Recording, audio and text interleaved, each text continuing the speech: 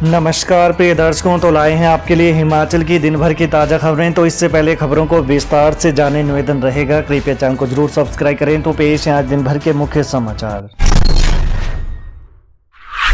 कांगड़ा के होटलों में 10% ऑक्यूपेंसी, कारोबारी बोले विदेशी टूरिस्ट घटे पहले मानसून और अब गाड़ियों पर टैक्स बढ़ाने से मार पड़ी। विंटर पर्यटन सीजन में कांगड़ा घाटी में पर्यटन गतिविधियां निचले स्तर पर हैं, जिसके चलते यहां के होटलों में ऑक्यूपेंसी घटकर 10% रह गई है। हालांकि 19 से 23 दिसंबर तक धर्मशाला विधानसभा का शीतकालीन सत्र आयोजित होने के चलते धर्मशाला और इसके आसपास के कुछ प्रतिष्ठित होटल 100% बुक हैं, लेकिन क्रिसमस व न्यू ईयर के लिए होटलों में अभी एडवांस बुकिंग न के बराबर है। प्रदेश सरकार राहत राशि में कर रही बंदर बांट, लोकसभा चुनाव में चारों सीटें जीतेंगे। 3 राज्यों में जीत के बाद बिलासपुर पहुंचे भाजपा के राष्ट्रीय अध्यक्ष जगत प्रकाश नड्डा ने कहा कि 21वीं सदी सात्विक शक्तियों की है। 3 राज्यों में भाजपा की जीत ने साबित कर दिया है कि राजनीति करने के अर्थ और संस्कृति बदल चुकी है। अब वह संस्कृति नहीं रही है कि जनता से वादे कर भूल जाएं और 5 साल बाद फिर नए वादे कर वोट ले जाएं। आज के समय में जनता रिपोर्ट कार्ड की राजनीति पर विश्वास करती है, जबकि कांग्रेस की राजनीति चुनाव के नज़दीक सड़क के नाम पर पहाड़ पर चूने की लाइन लगवाकर बाद में भूल जाने वाली है।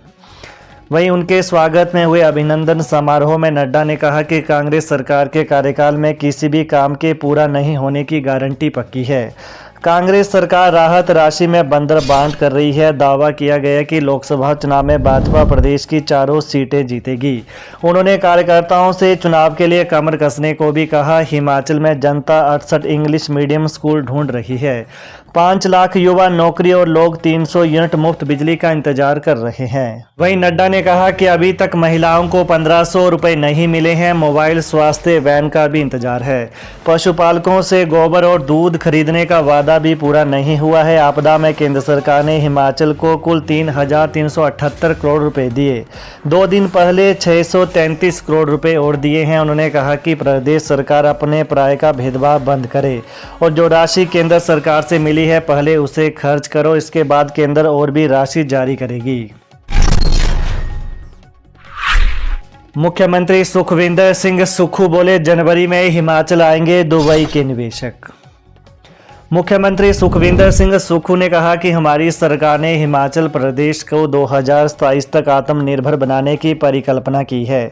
इस परिकल्पना को पूरा करने की दृष्टि से वो दुबई गए थे और निवेशकों को हिमाचल आने का न्योता दिया। सुक्खू ने कहा कि निवेशक जनवरी महीने में हिमाचल आ रहे हैं। निवेशकों से पर्यटन, जल विद्युत और ग्रीन इंडस्ट्री में ज़्यादा निवेश करने का आग्रह किया गया है। धर्माणी बोले रेल लाइन का 75% खर्च उठाने के लिए प्रदेश को किया जा रहा मजबूर। केंद्र सरकार की परियोजना होते हुए भी भानुपल्ली बिलासपुर बैरी रेल लाइन का 75% खर्च उठाने के लिए हिमाचल को मजबूर किया जा रहा है। इससे बड़ा अन्याय और कोई नहीं हो सकता। प्रदेश अब तक परियोजना के लिए 1300 करोड़ दे चुका है। होना यह चाहिए कि नेशनल हाईवे की तरह रेल लाइन पर भी 100% खर्च केंद्र वहन करे। भाजपा के राष्ट्रीय अध्यक्ष बिलासपुर से हैं, आग्रह है कि वो इस बारे में बात करें। धर्माणी ने कहा कि जो पैसा प्रदेश सरकार से लिया है उसे भी वापस करें। प्रदेश सरकार में कैबिनेट मंत्री बनने के बाद बिलासपुर पहुंचे राजेश धर्माणी ने परिधि गृह बिलासपुर में पत्रकारों से यह बात कही। हिमाचल तकनीकी शिक्षा बोर्ड की परीक्षाएं 19 दिसंबर से परीक्षार्थियों पर सीसीटीवी कैमरों से रहेगी नजर। हिमाचल प्रदेश तकनीकी शिक्षा बोर्ड की इंजीनियरिंग और नॉन इंजीनियरिंग की परीक्षाएं 19 दिसंबर से शुरू होंगी। परीक्षाओं के लिए 30 सरकारी और निजी बहुतकनीकी संस्थानों में परीक्षा केंद्र बनाए गए हैं। इन केंद्रों में N17, N22 और डी फार्मेसी के नियमित और रीअपेयर के करीब 9,300 परीक्षार्थी परीक्षाएं देंगे। बोर्ड ने नकल रोकने के लिए कड़े इंतजाम किए हैं। परीक्षार्थियों पर जहां सीसीटीवी के माध्यम से नजर रखी जाएगी, वहीं 9 उड़न दस्ते परीक्षा केंद्रों का औचक निरीक्षण करेंगे। AIPEU के कर्मचारियों ने वापस ली हड़ताल, काम पर लौटे 6,000 डाक सेवक, मांगे पूरा करने की दी चेतावनी। All India postal employees union JDS AIPEU ने अपनी हड़ताल को वापस ले लिया है। आज 6,000 कर्मचारी वापस कामकाज पर लौट आए हैं। 2 दिनों की हड़ताल से प्रदेश भर में कामकाज पूरी तरह प्रभावित रहा। इन दिनों स्कूल शिक्षा बोर्ड द्वारा परीक्षाओं का आयोजन करवाया जा रहा है। बोर्ड की ओर से भेजे जाने वाले प्रश्न पत्र भी नहीं जा पा रहे थे। यही नहीं, ग्रामीण क्षेत्रों में पार्सल सहित अन्य तरह के कामकाज प्रभावित थे। ऑनलाइन शॉपिंग कंपनियां डाक विभाग के जरिए अपने पार्सल भेजती हैं, वहीं वह सेवाएं भी ठप पड़ी हुई थी। बीते रोज डिपार्टमेंट ऑफ पोस्टल ने यूनियन को आश्वासन दिया है कि उनकी सभी जायज मांगों को पूरा किया जाएगा।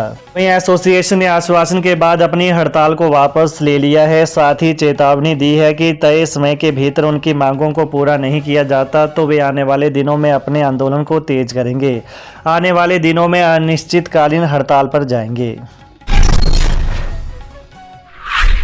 जगत नेगी बोले, हिमाचल के जनजातीय क्षेत्रों के विकास पर 857 करोड़ रुपए होंगे खर्च। जनजातीय क्षेत्र विकास कार्यक्रम के तहत हिमाचल प्रदेश में 857 करोड़ खर्च होंगे। वाइब्रेंट विलेज प्रोग्राम के तहत जनजातीय क्षेत्रों में गांवों का विकास किया जाएगा। आज जनजातीय विकास विभाग की समीक्षा बैठक के बाद जनजातीय विकास मंत्री जगत सिंह नेगी ने यह जानकारी दी।